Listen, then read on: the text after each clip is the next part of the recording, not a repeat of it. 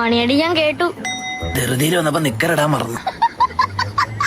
അമ്പലത്തിലെ മണിയടി ഞാൻ കേട്ടുന്നു.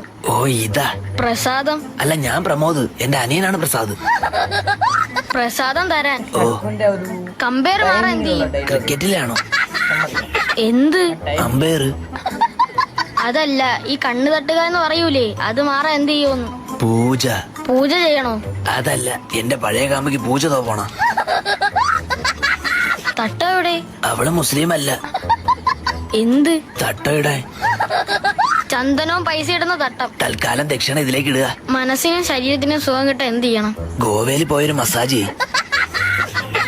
അല്ല, ദേവിക്കൊരു പാൽപായസം. തിരുമേനി ബാച്ചിലർ ആണോ? ഏയ്, ഞാൻ സിംഗിളാ. അപ്പൊ ഭാര്യയും മക്കളും ഒക്കെ? അവരും സിംഗിളാ. തിരുമേനിയുടെ പ്രാർത്ഥന കൊണ്ട് എനിക്ക് ജോലി കിട്ടി. ഇനി കല്യാണം. കല്യാണം കഴിക്കാൻ എന്ത് വേണം? പെണ്ണ് വേണം. അതല്ല, പൂജ. പൂജ എന്റെ കാമുകിയ, അവളെ ഞാൻ തരില്ല.